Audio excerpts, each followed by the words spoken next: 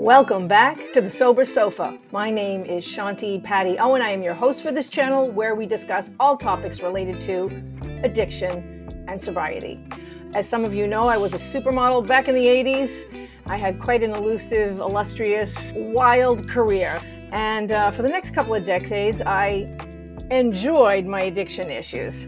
Got sober in 2012 and have been working as a sober coach and a sober companion since 2016. I lay down on the couch or on my bed and I talk to myself and say, "Hey, sweetie, what's going on?" And this is usually what happens.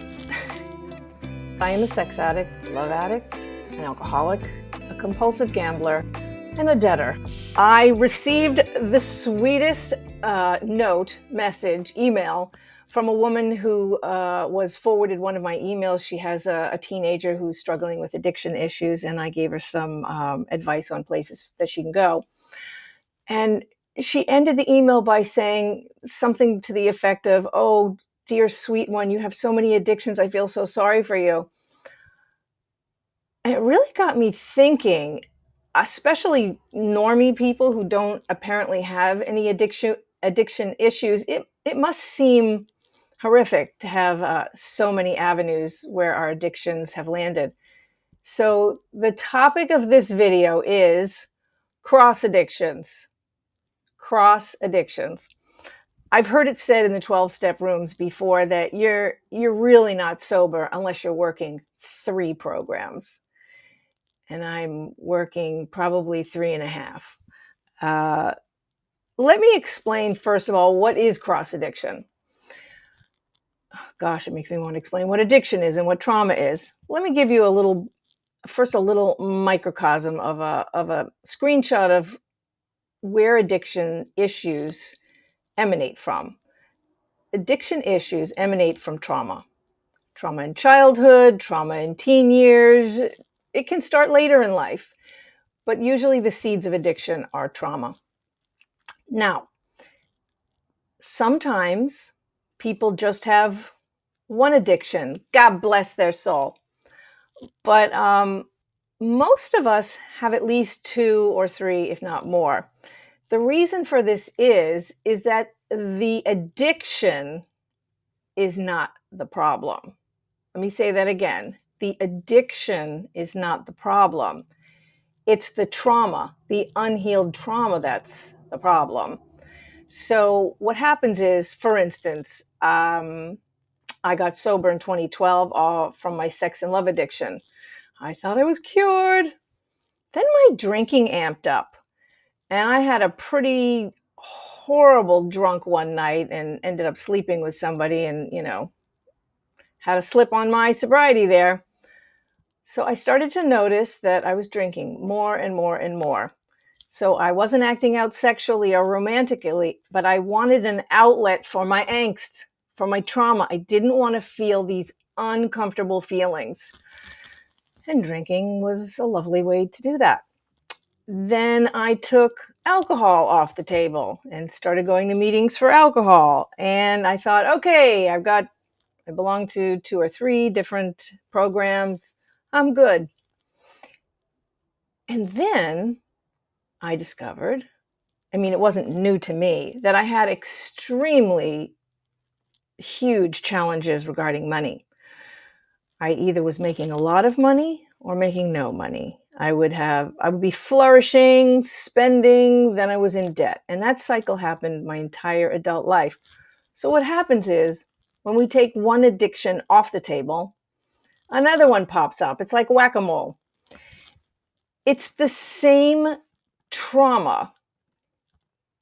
It just means that the trauma hasn't fully been addressed.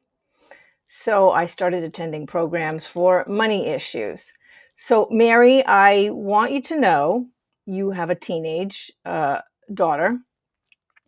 And at the moment, it looks like she has a problem with alcohol. It might change later in her life. She might start having problems with drugs as well, with promiscuity, with money, with gambling, with food issues. it's always the same pain. There is a trauma that we don't want to feel. So there's nothing wrong with having cross addictions. It's fairly common. Now, some people choose not to work a program for every one of their addictions because it's quite time consuming. It just depends on how much you're suffering with that particular outlet of addiction. And I say outlet because addictions are an outlet. They're an outlet to our suffering from our traumas. Okay, I just went to get some of my hats because I'm a hat addict. If you haven't noticed, I love to wear hats in my videos. I just love hats. So for instance, let's say this is my sex and love addiction hat. And I have a bottom line that I don't have sex outside of a monogamous relationship. And perhaps I get triggered. I see a really attractive guy, and I know that I can't be intimate with him unless we've been in a relationship for several months. So I might start feeling that angst of wanting to connect. And then I might want to put on my alcoholic hat and say, all right, so you're not doing the worst thing. You can have a drink. How about a drink? Just chill out, girl. Just chill out. So my alcoholic sometimes convinces me that I'm not really an alcoholic. It's just an auxiliary addiction. And, one or two drinks here and there is not a problem. So then, if the alcoholic doesn't get through, the overspender and the debtor will come into it and say, you know what? I think what you need right now is a little retail therapy. How about a little retail therapy? Girl, get yourself a nice outfit. What is it that you want a guy in your life for? So he tells you you're beautiful. You can tell yourself you're beautiful. Go buy a beautiful dress. Maybe some shoes to match and a purse, some earrings. And that's kind of how it goes. So what I do on a day like that, when all my addictions start looming, is I shut off the lights, I lay down on the couch or on my bed, and I talk to myself. Like taking care of my inner child and say, hey, sweetie, what's going on? And this is usually what happens. As I start crying, there's often a loneliness I might be feeling or a fear that wants to be addressed. But those addictions, those hats, don't want to address them. We don't want to feel the pain. We don't want to feel the pain. So that is my quick fix for interrupting what could possibly be acting out or losing my sobriety, is I just get really quiet with my soul and ask her what she needs. So Mary, thank you so very much for that email.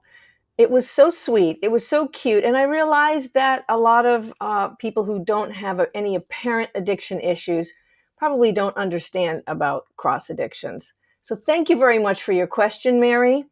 Good luck with your daughter. I hope the avenues that I suggested to you are fruitful. You can always email me back at sobersofa@gmail.com. And thank you, everybody, for subscribing to this channel. So appreciate that. And the bell notifications and the thumbs up to my videos. And also, send my videos to anybody you think that this will help. Mary received this video from somebody who watches my videos regularly. And that is how she got in touch with me. So it's so valuable. Thank you so much. And I look very forward to seeing you next week and every week back on the Sober Sofa.